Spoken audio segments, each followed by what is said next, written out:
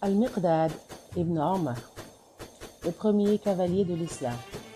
Ses amis et ses compagnons disaient de lui Al-Miqdad ibn al-Aswad, est le premier à avoir fait galoper son cheval dans la voie de Dieu.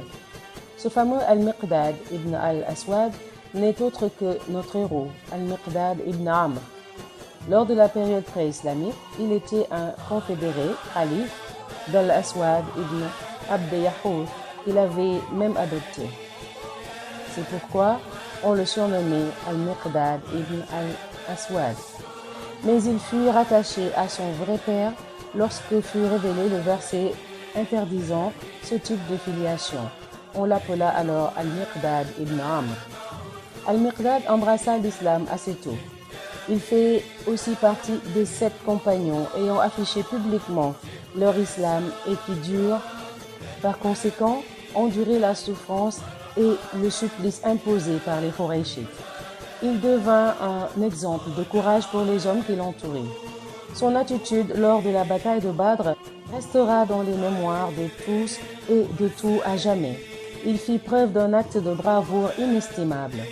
Chaque personne présente aurait souhaité s'identifier à cette attitude héroïque.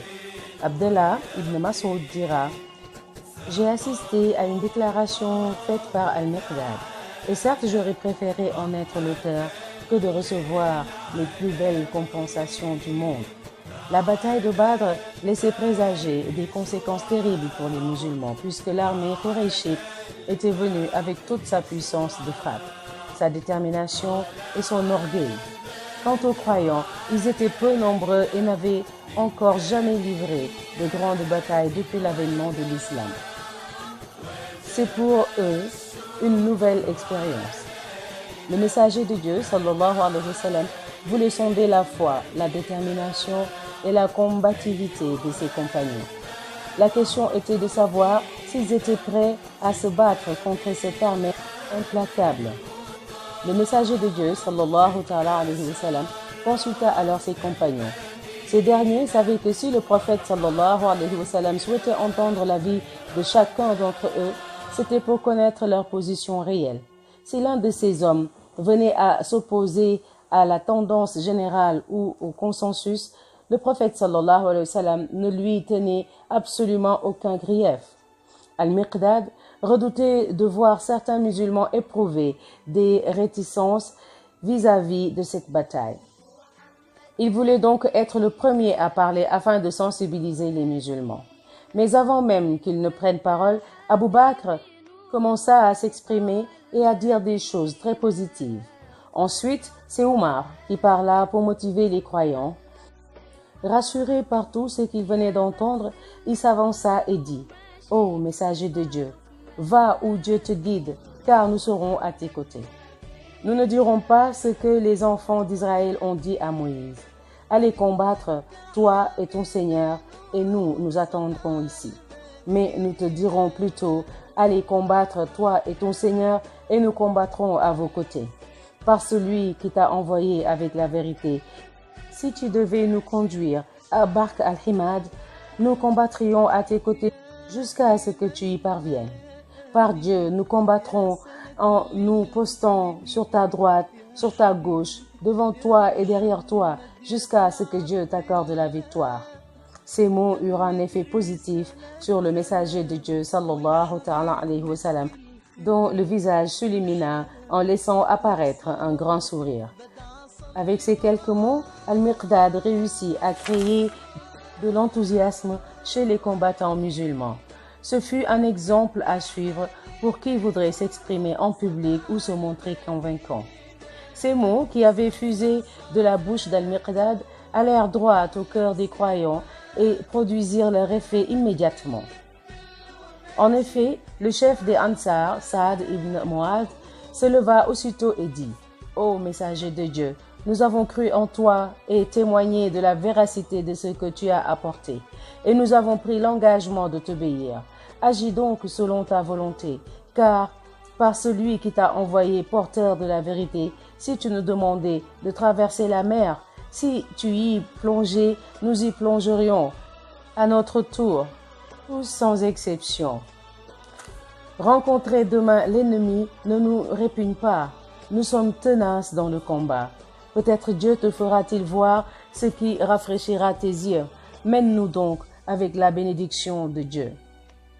En entendant ces mots, le messager de Dieu, sallallahu alayhi wa sallam, dit à ses compagnons avec enthousiasme: Avancez et réjouissez-vous de la bonne nouvelle, celle de la victoire. C'est ainsi que les deux armées s'affrontèrent. Parmi les musulmans, il n'y avait que 3 cavaliers ce jour-là: Al-Miqdad ibn Amr, Marthad ibn Abi Marthad et Az-Zubayr ibn al-Awwam. Les autres combattants étaient soit à pied, soit sur le dos de leurs chameaux. Le discours d'Al-Miqdad ne nous révèle pas uniquement son courage, mais nous fait découvrir par ailleurs sa grande sagesse et sa profonde réflexion. Tel était Al-Miqdad. Il était un homme sage et intelligent, mais sa sagesse ne transparaissait pas seulement à travers ses paroles. Elle était aussi le reflet de ses principes que l'on remarquait dans sa droiture et son expérience. Le messager de Dieu, sallallahu alayhi wa sallam, le choisit un jour pour gouverner une région. Lorsqu'il revint à Médine, quelque temps plus tard, le prophète, sallallahu alayhi wa sallam, lui demanda: « Comment as-tu trouvé la gouvernance ?» Il répondit avec une franchise impressionnante: « Elle m'a fait croire que j'étais supérieur aux gens et que ces derniers étaient inférieurs à moi. Je jure par Dieu de ne plus jamais accepter le commandement ni de diriger qui que ce soit. Si ceci n'est pas de la sagesse, alors qu'est-ce que la sagesse? Si Al-Miqdad n'est pas un homme sage, qui donc doit-on juger comme étant sage? Cet homme ne se laissait pas diriger par ses passions ou ses faiblesses. Alors qu'il gouvernait une région, qu'il sentait l'orgueil et la vantardise l'envahir, et qu'il découvrait une faille dans son âme, il jura de ne plus jamais accepter le poste de gouverneur. Cette attitude l'honorait d'autant plus qu'il ne fut plus jamais gouverneur. Al-Miqdad avait constamment à l'esprit la parole suivante du messager de Dieu, sallallahu alayhi wa sallam: « L'homme heureux est celui à qui on a épargné les tentations. » Fitna. Il avait trouvé dans le commandement une source de tentation pouvant le faire dévier ou le faire tomber dans l'orgueil. C'est pourquoi il avait préféré abandonner ses fonctions. Al-Miqdad pouvait maintenant vivre heureux, loin de toute tentation. Parmi les signes de sa sagesse, son indulgence lorsqu'il venait à juger les gens. Cette qualité, il l'avait acquise grâce au messager de Dieu, sallallahu alayhi wa sallam, qui avait inculqué à ses compagnons que le cœur de l'être humain est plus instable qu'une marmite en ébullition. Par conséquent, Al-Miqdad ne se permettait pas de juger une personne tant que celle-ci était vivante. Après sa mort, il ne pouvait effectivement plus changer d'avis de façon imprévisible. En effet, un comportement peut-il changer après la mort? Voyons dans le dialogue qui suit comment sa grande sagesse se manifestait. Un des compagnons et amis rapporte: « Nous étions un jour avec Al-Miqdad. Un homme passa devant nous et s'adressa à lui en disant: « Heureux sont ces deux yeux qui ont vu le messager de Dieu, sallallahu alayhi wa sallam.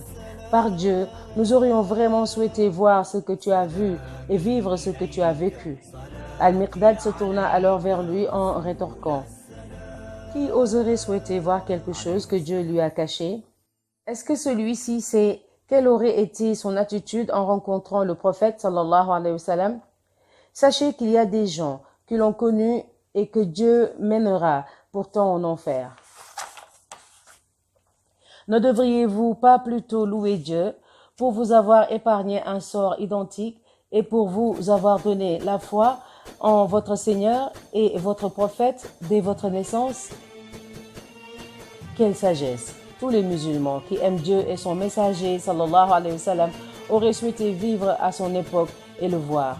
Mais Al-Miqdad, par sa clairvoyance, sa perspicacité et sa sagesse, entrevoyait l'aspect invisible de ce souhait. Celui qui aurait souhaité vivre à cette époque a-t-il envisagé un instant qu'il aurait pu être de ceux qui iraient en enfer? A-t-il imaginé qu'il aurait pu faire partie des négateurs? N'est-il pas préférable pour lui de louer Dieu pour lui avoir donné naissance à une époque où l'islam était parfaitement établi? Voici donc la réflexion d'Al-Miqdad. Elle était sagace et pleine de sagesse. Ses expériences, ses actes et ses paroles dégageaient à chaque fois, à chaque instant, cette sagesse et fine réflexion. Al-Miqdad vouait un grand amour pour l'islam. En parallèle, il se montrait très vigilant et avisé. Or, quand l'amour est grand et sage, il élève et ennoblit celui qui aime, lui faisant aussi goûter à la joie de s'acquitter des responsabilités découlant de cet amour. Al-Miqdad Amr faisait partie de cette catégorie des gens. Son amour pour le messager de Dieu, sallallahu alayhi wa sallam, le rendait responsable de sa sécurité. À la moindre alerte, il montait immédiatement sur son cheval, sabre à la main, et se postait devant la maison du messager de Dieu, sallallahu alayhi wa sallam. Son amour pour l'islam le poussait aussi à se sentir responsable de cette religion. Il ne défendait pas l'islam uniquement contre les machinations de ses ennemis, mais aussi contre les erreurs commises par les musulmans. Un jour, Al-Miqdad et ses compagnons furent encerclés par l'ennemi alors qu'ils étaient sortis pour une expédition. Par mesure de précaution, leur chef ordonna aux combattants musulmans de ne pas aller faire paître leurs bêtes, mais l'un d'eux, qui n'avait pas été informé de cela, ne suivit pas la consigne. Il fut ainsi sévèrement puni par le chef du détachement alors qu'il ne méritait éventuellement pas être sanctionné. Alors que l'homme pleurait et criait au scandale, Al-Miqdad passa près de lui et lui demanda ce qui s'était passé. Après l'avoir écouté attentivement, Al-Miqdad le prit par la main et l'amena auprès du chef du détachement.